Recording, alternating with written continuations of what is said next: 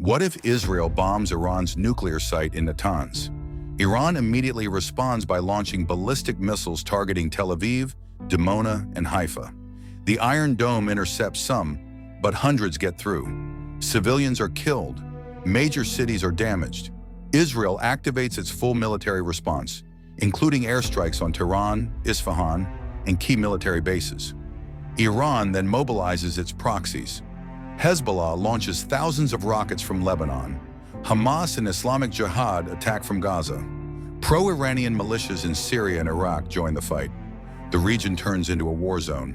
At this point, the United States gets involved. The U.S. has military bases in Qatar, Bahrain, Kuwait, and the UAE. It moves aircraft carriers and B-52 bombers to the Gulf. The U.S. also provides real-time intelligence and missile defense support to Israel. American forces strike Iranian missile launchers and naval positions to prevent the closing of the Strait of Hormuz, a critical oil route used by 20% of the world's supply. Russia then reacts. Russia supports Iran through arms supplies and intelligence. Moscow accuses the U.S. of provoking the war. Russian warships in the Mediterranean confront U.S. forces. A direct clash between U.S. and Russian ships or jets becomes possible.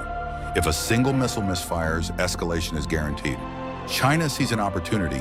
It begins naval exercises in the South China Sea and warns Western nations not to interfere.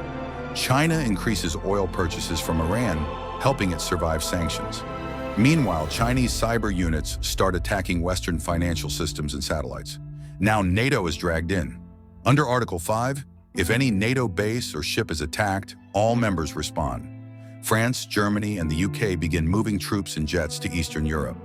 The US deploys thousands more soldiers. Poland, Romania, and Turkey go on high alert. Pakistan supports Iran diplomatically and with military supplies. India sides with Israel in the West. Clashes begin in Kashmir. Artillery fire increases. Both countries have nuclear weapons and a long history of tension. North Korea takes advantage of global distraction and fires missiles near Japan. South Korea scrambles jets.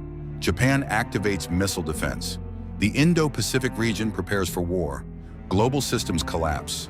Oil prices spike to over $200 per barrel. Major trade routes are shut down. Stock markets crash. Banks freeze international transfers. Cyber attacks take down power grids in the US and Europe. There are blackouts. Food shortages follow. Internet outages increase. Military powers are fully active now. The U.S. has 11 aircraft carriers, over 800 overseas bases, and the world's largest air force. Russia has over 6,000 nuclear warheads and strong anti-air defenses, like the S-400.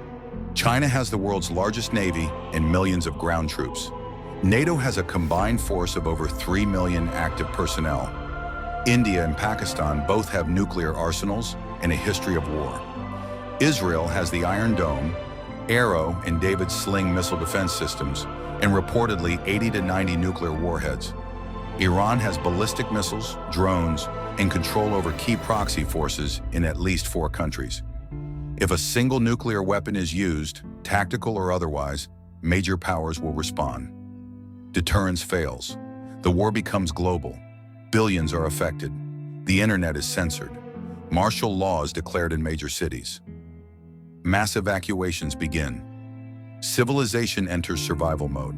It all starts from one conflict, Israel and Iran. The domino effect drags in America, Russia, China, NATO, India, and others. Not because they want war, but because they are already connected to it.